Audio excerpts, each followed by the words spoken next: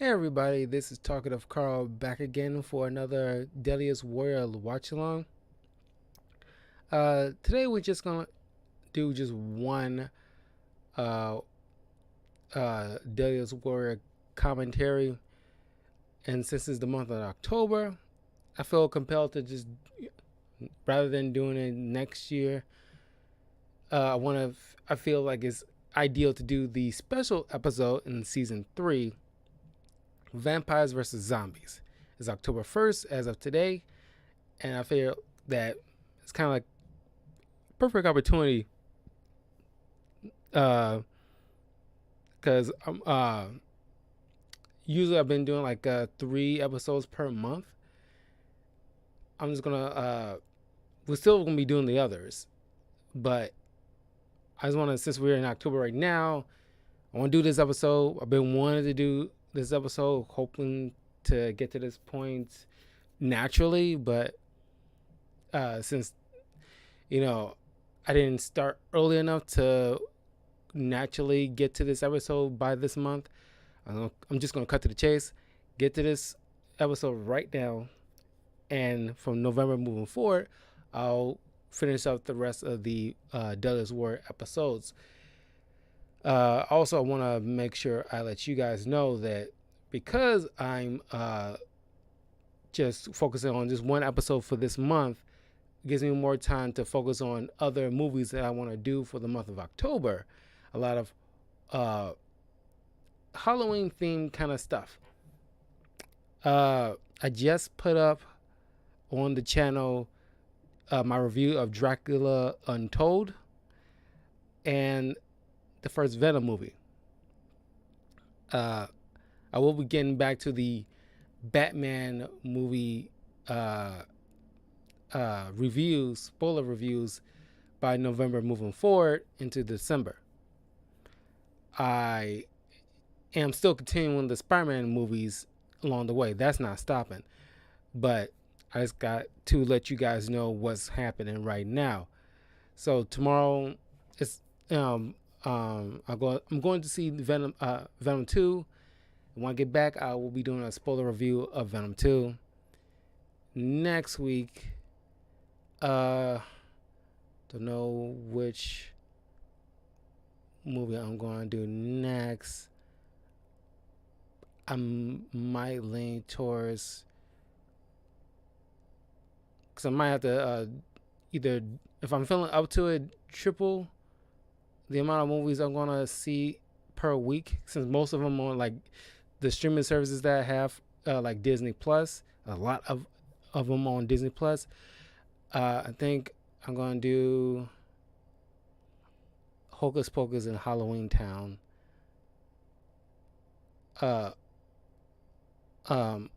Along with me next week, I'm gonna be doing like a spoiler review of the last Daniel Craig James Bond film, No Time to Die, because that's been put off for a while. I want to make sure I watch that and get that out for you, along with the next Spider-Man movie, Amazing Spider-Man 2. So it's gonna be a lot next week. Matter of fact, I might, instead of doing like Hocus Pocus and Halloween Town, I might maybe just focus on Hocus Pocus, just so I won't get overwhelmed with stuff when I get the stuff out on Friday and Saturday. So anyway, I just thought I'd let you guys know. Right now, if you're watching this on Amazon Prime, get your timestamp to 02 the last episode of season 3, Vampires versus Zombies, and we'll be watching this along. I got the volume, low enough so it won't pick up anything. So adjust my seat. I love this episode. It's really, really good. Again, cool experts, Steve Niles and Max Brooks. Great guys. So get ready to press play when I say now. And in 3, 2, 1. Now. Yes.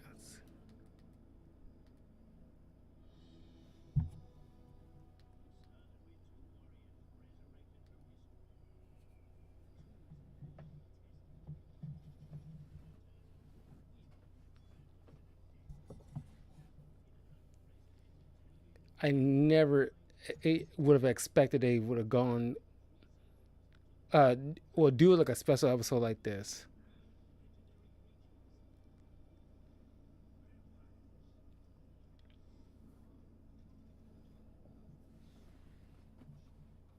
A second.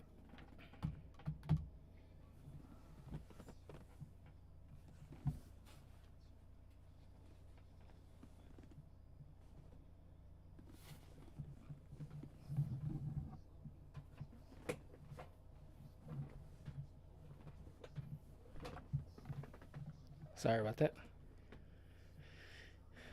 I'm not a zombie fan. I've seen some zombie films, but I'm more partial with like werewolf and vampires.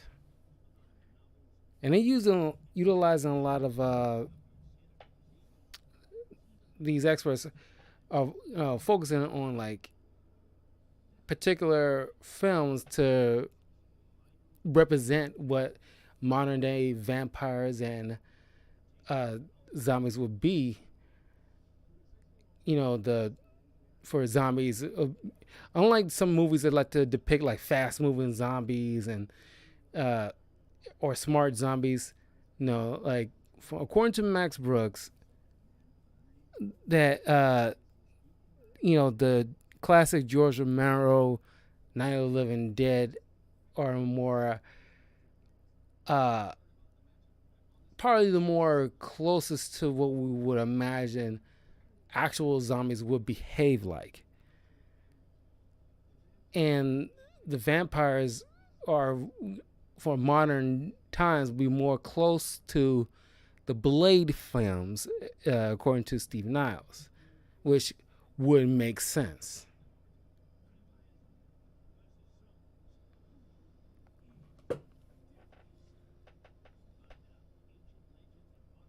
Who you got your money on?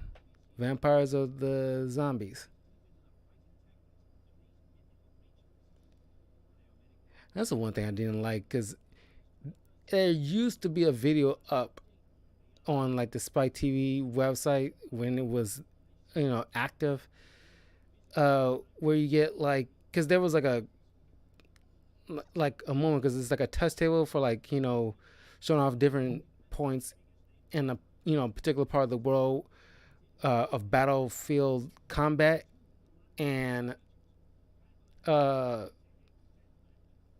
there was one with a touch table where it just showed where uh like if there's like a active zombie you know uh horde in a particular part of the world and there's certain key points where vampires are active, you know it represents like how effective they would be in a particular area, especially city area where zombies would be highly active because there's a lot more people.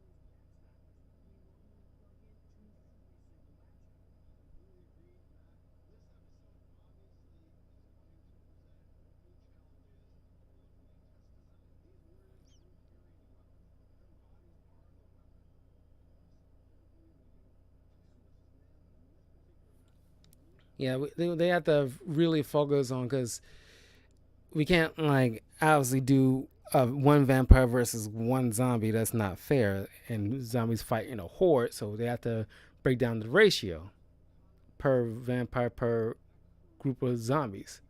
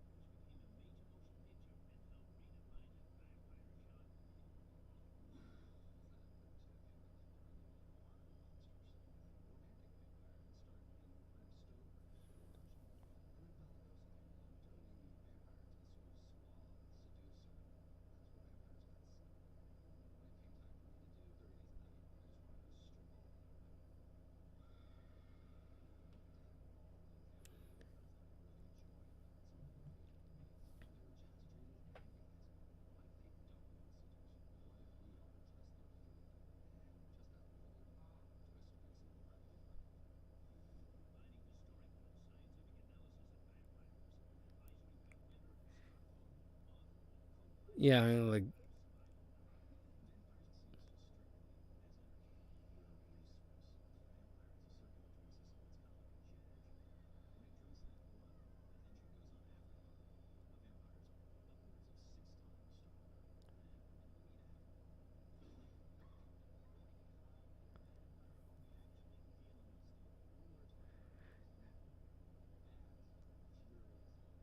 I seen 30 Days and Night. It it's intense. I only seen it like once. I think it was on Spike TV.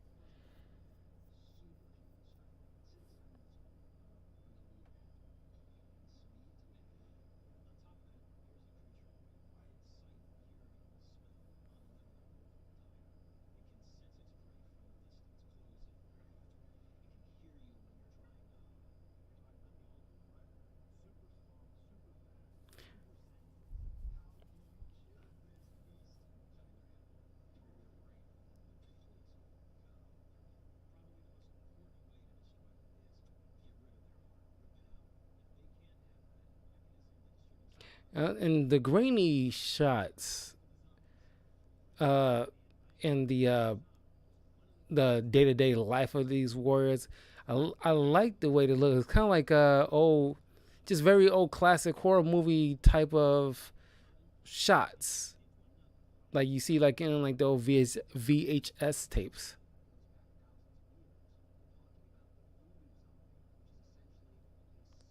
It kind of adds something to this.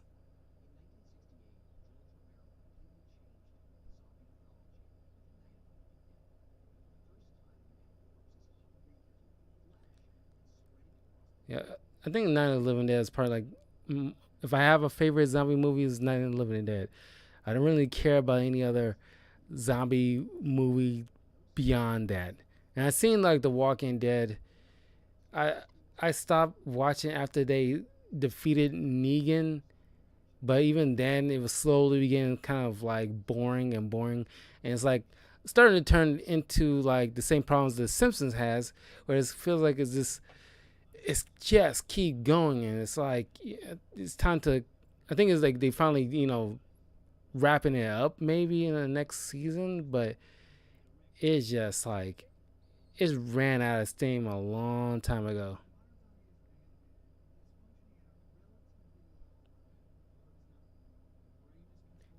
And because of The Walking Dead, there was like a huge like a spike in like everybody want to make a zombie film or a zombie like film like what's that video game, The Last of Us, which they making it into a TV show, and it's like, God, it's like I think we need to get we're I think we're done with, especially with like the pandemic. I think we're done. I think we should all be done with plague like stuff.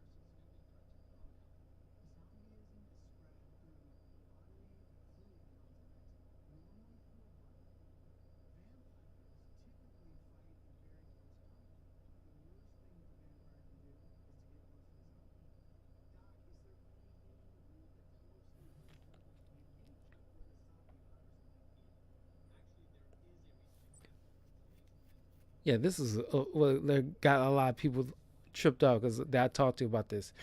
It's like, is it possible that if a vampire got bit by a zombie, would that virus still affect them?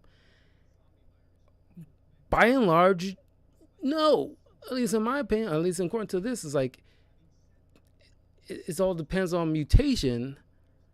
But uh, but the potential is there, but it's extremely low and probably in rare numbers.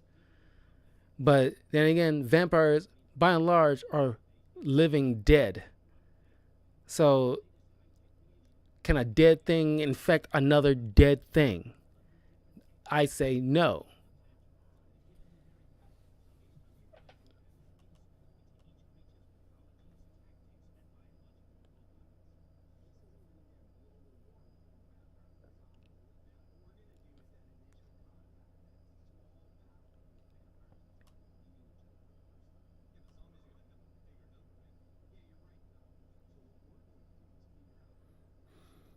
I remember showing this to years and years ago, showing this episode to one of my cousins, my little cousins, and I guess she never seen this before, and like she was still kind of impressionable, and so I showed her like the end fight.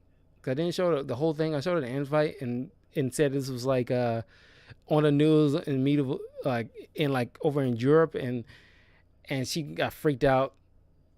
I got in trouble, but it was worth it because she got like totally spooked.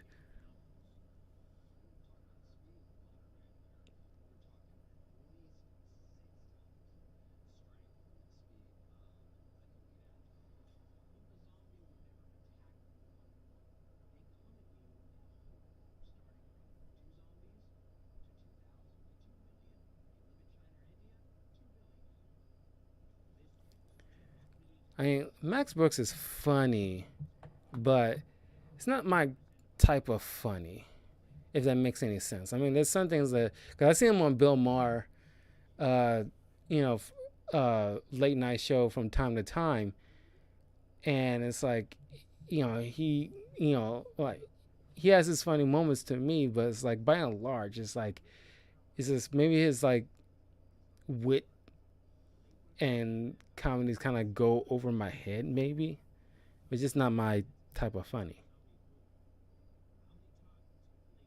He comes from, you know, his father being Mel Brooks, you know, uh, one of the funniest actors back in the '80s, but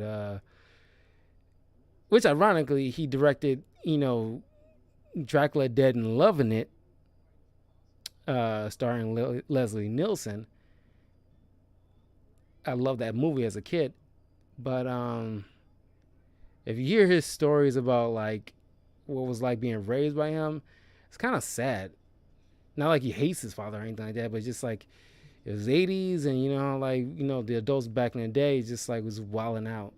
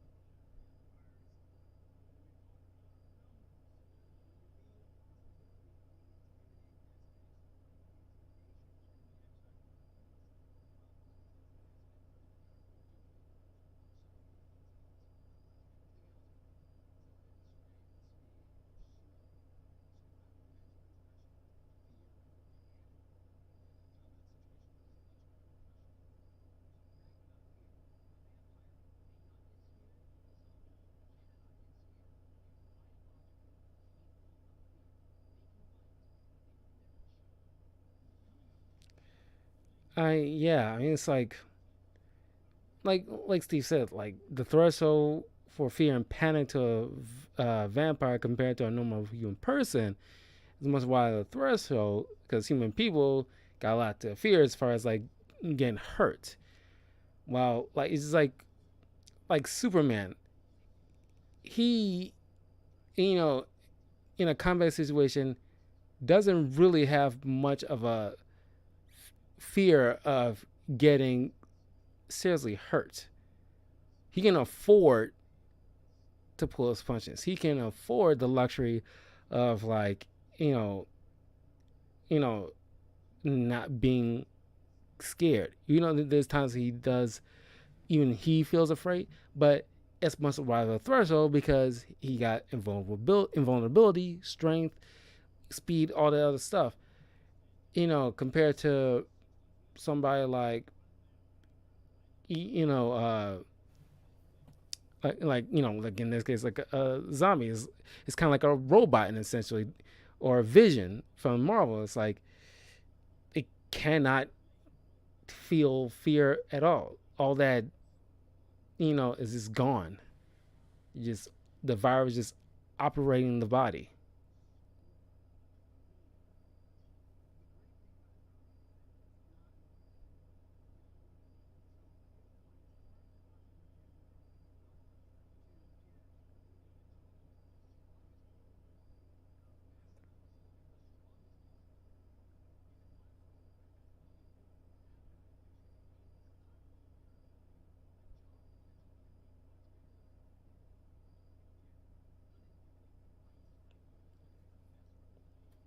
I was shocked to learn about like the Center of Disease Control actually has a just in case scenario for a zombie apocalypse.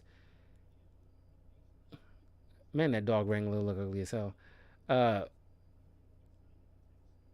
uh, but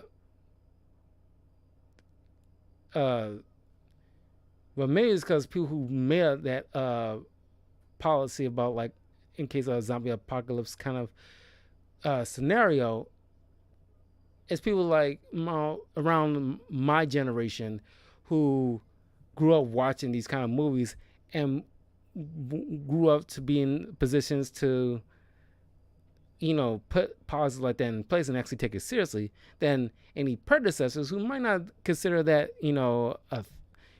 like a real thing. So it's not like why we waste our time with that kind of thing, at least in my assumption.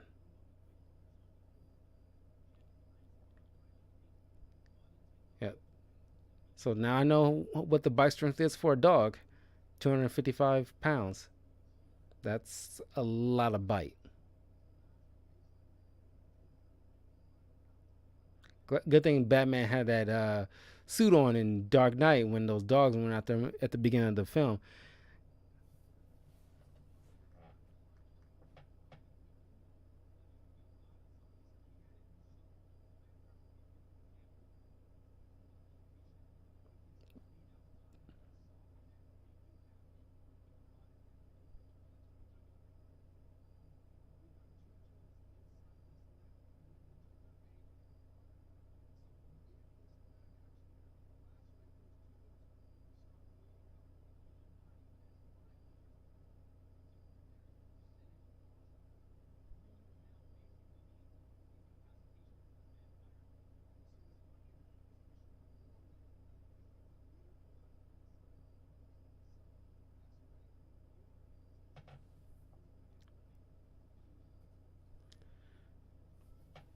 It's always exciting to look at these kind of tests and learn things about tools like pneumatic actuators.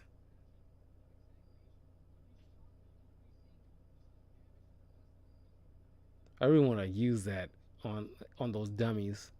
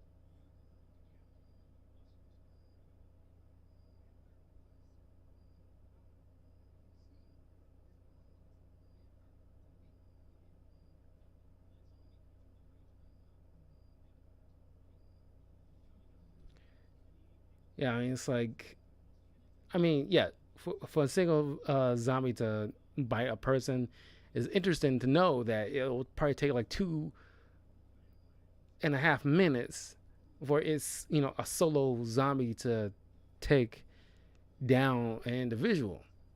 But if you have like a group of them, it kind of like shrinks that time down pretty quickly.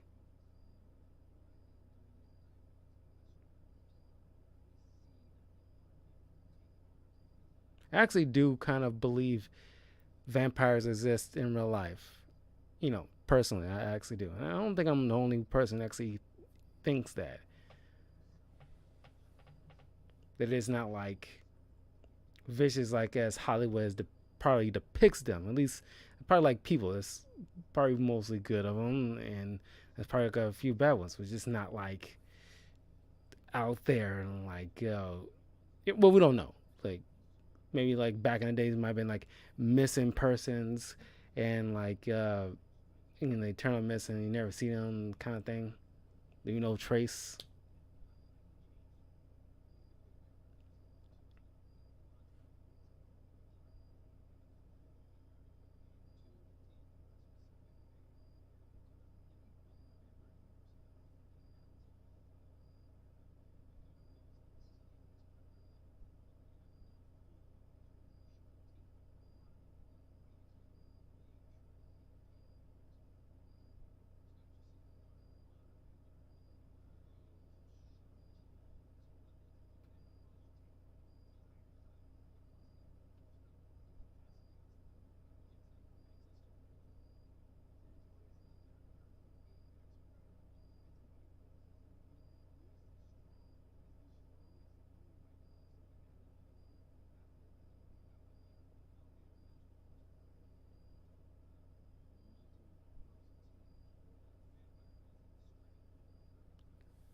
Like an alligator.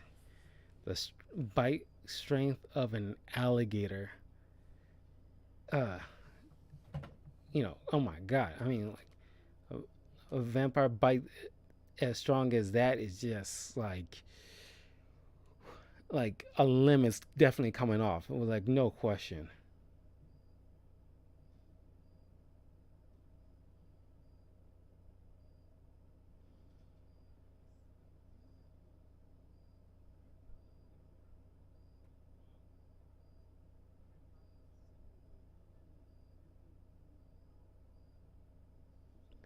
So 1,723 pounds of bite force that an alligator has.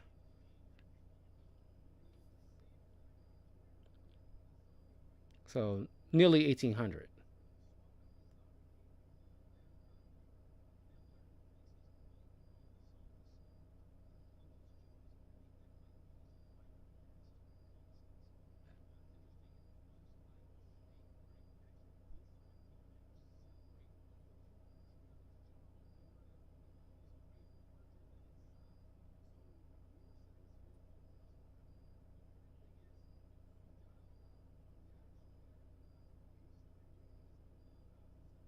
And don't put your fingers between those things.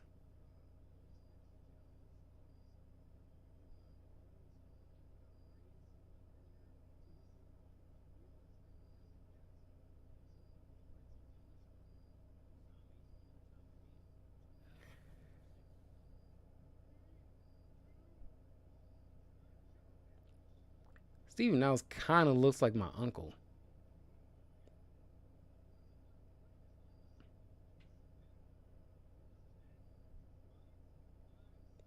Oh, 5 seconds. That is done deal.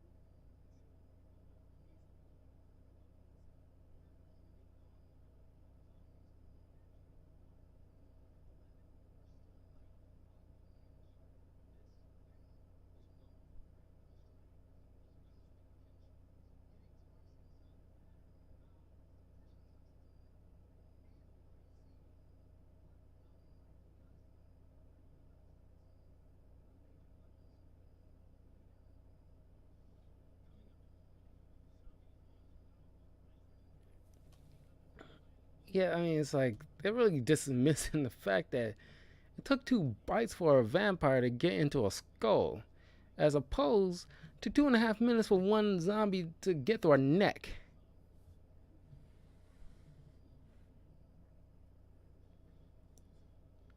I mean, that's not something that you can sleep on.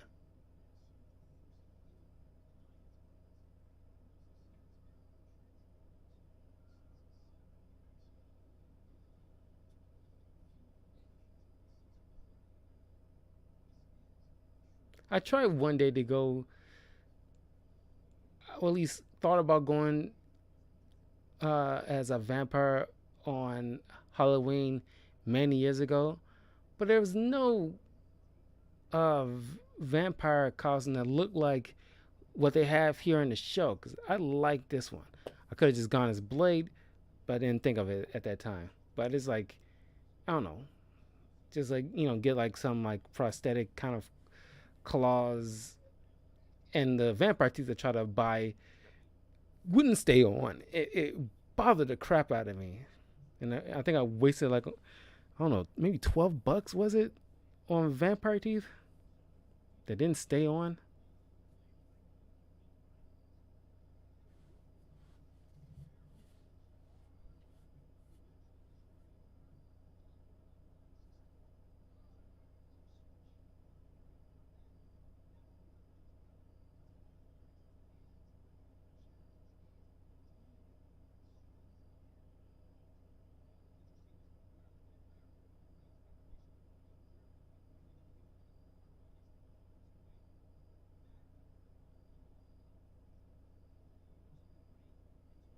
Yeah, I definitely like zombies have probably like the best endurance.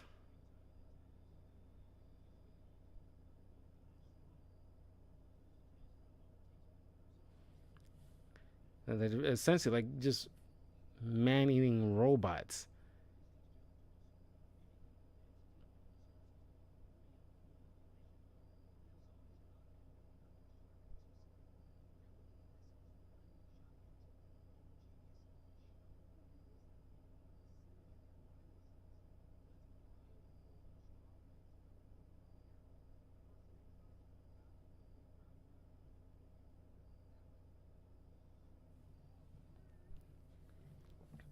On these strong dudes, like jeez.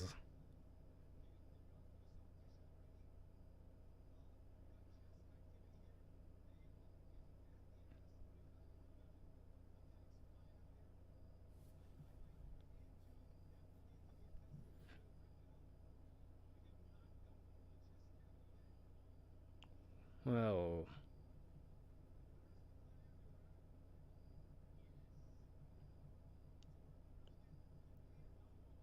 it's just awesome to see. It's just like just ripping through like this dummy's guts.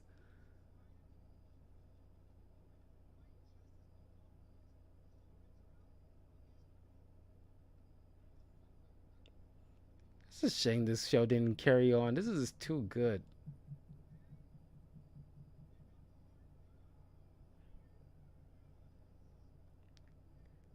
58 seconds to get the heart.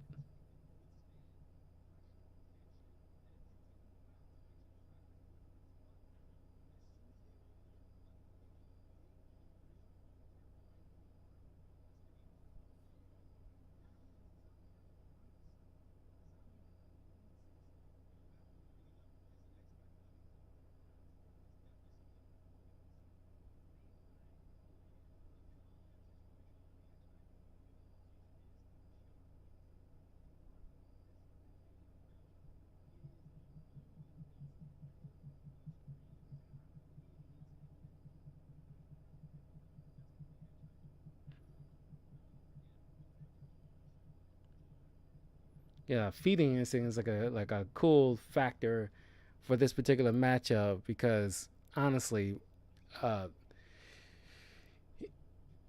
you get two different kind of classic horror movie monsters that kill in like two very different ways, and it's just like you said, like they approach it very differently to achieve somewhat of a similar well, I won't say similar results.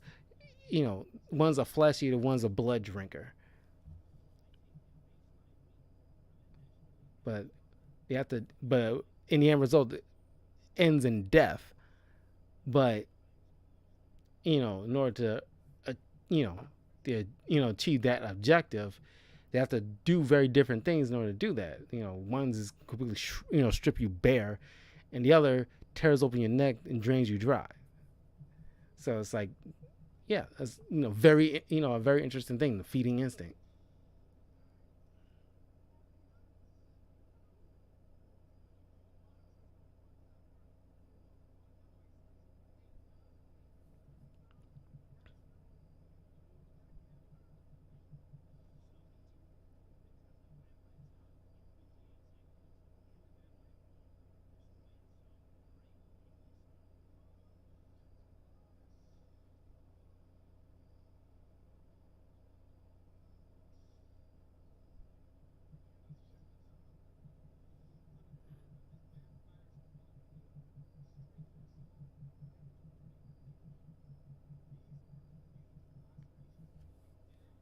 Yeah, I mean, like that strength, man, is no joke. It's popped the skull like it was nothing. And there's already that the zombies got decaying bodies too. It makes it even much easier.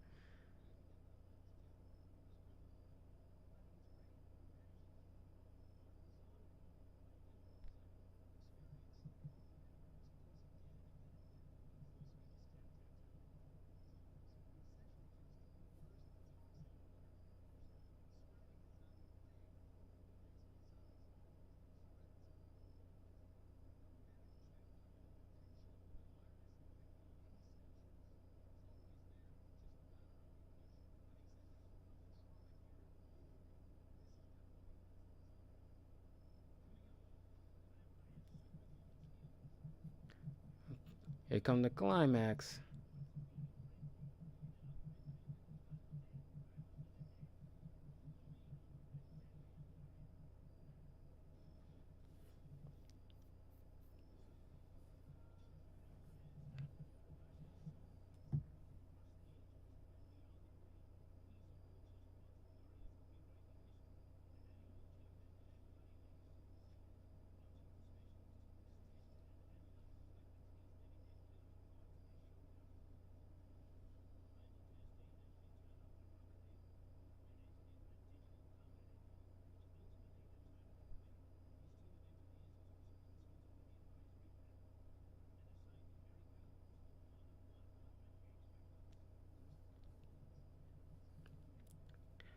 We'll eventually get to season 3 officially, but there's a lot of new add-ons in this season that I really enjoy, like increasing the because X factors have been briefly touched on in season 1 and 2, but they really became like a major critical point getting to season 3. But we'll elaborate more on that once that eventually comes about, more than likely in December, because we'll be wrapping up the last 3 episodes of season 2 next month. But by December, we'll be officially getting into uh, the final season.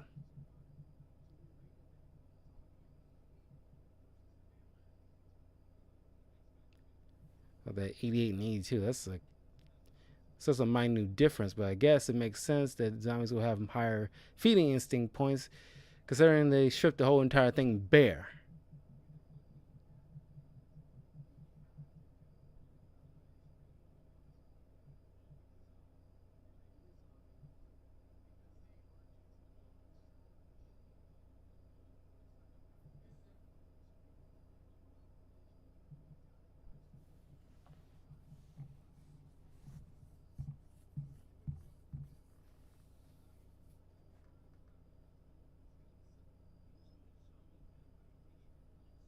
This is probably one of my favorite fights uh, simulations out of the entire series.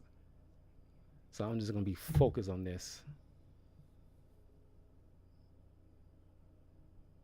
I wish they could have done like a werewolf one or something, like werewolf versus Frankenstein or something like that. 189 zombies versus 3 vampires. That seemed fair.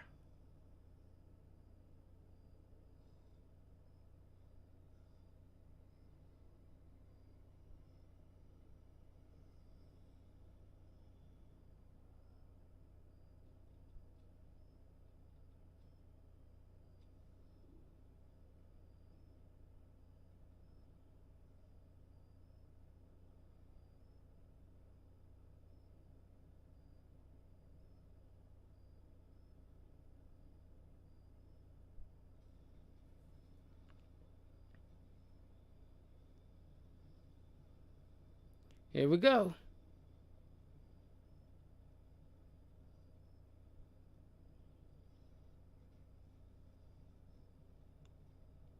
The slice and dice.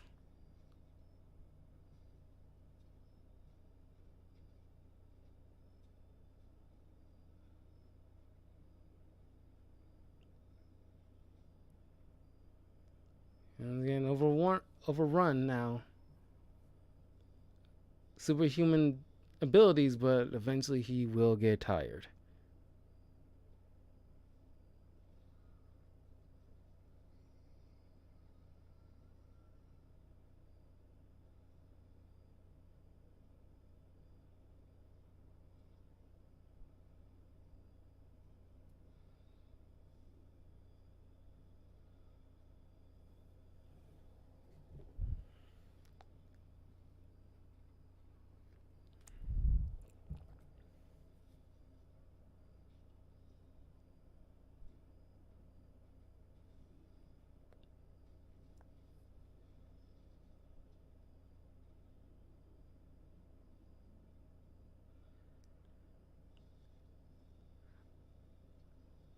Some of these are extras, but some of these are also crew members are that work on the show.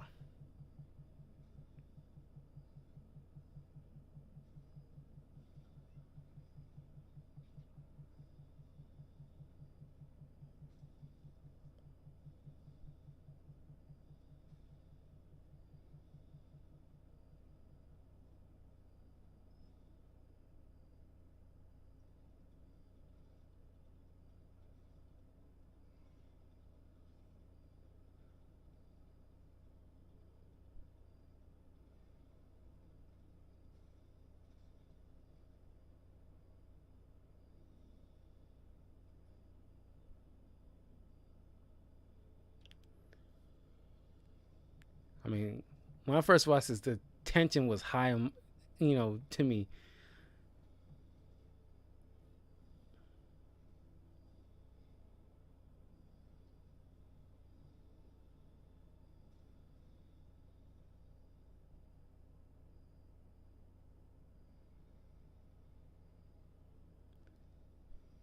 The winner, chicken dinner, vampires.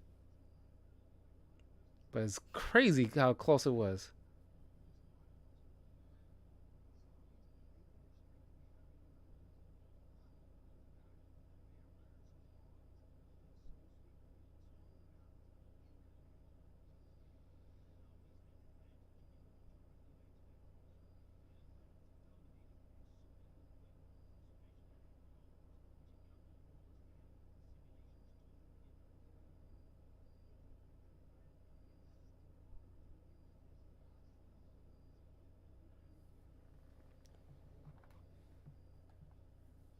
Yeah, they didn't bother touching on that much about like the regeneration vampires has, while zombies will just keep on decaying.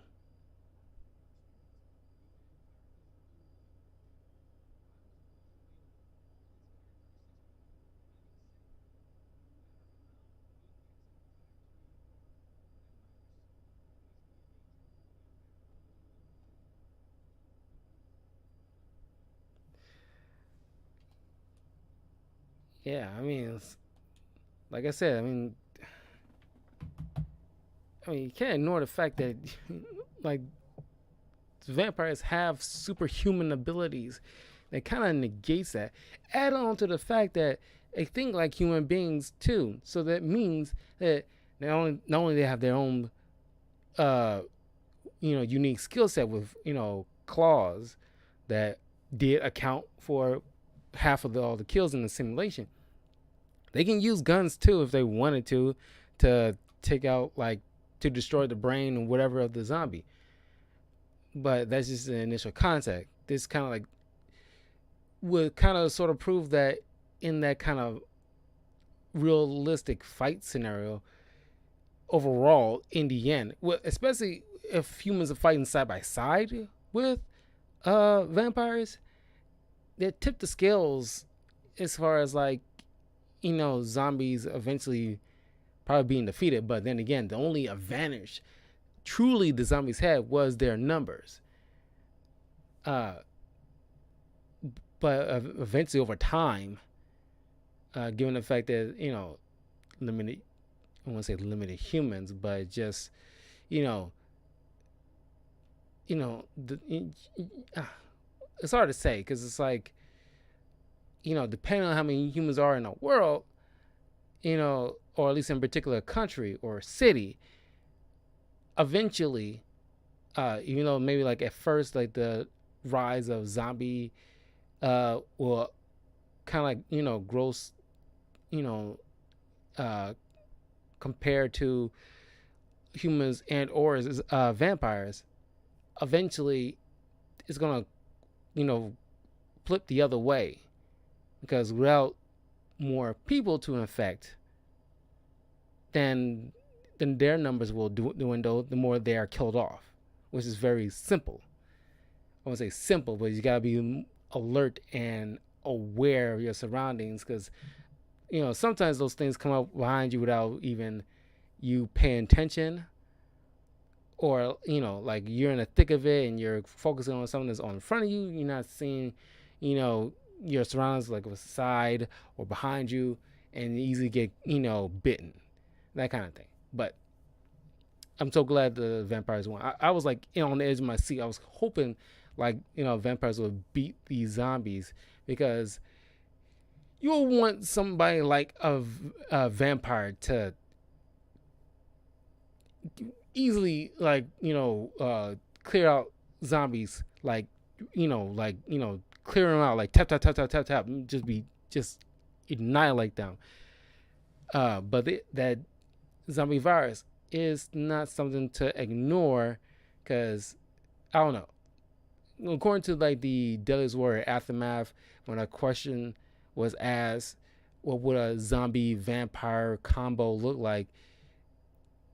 Steve Niles mentions that he will probably just turn to ash, because it's like those two will probably negatively affect each other and just cancel each other out.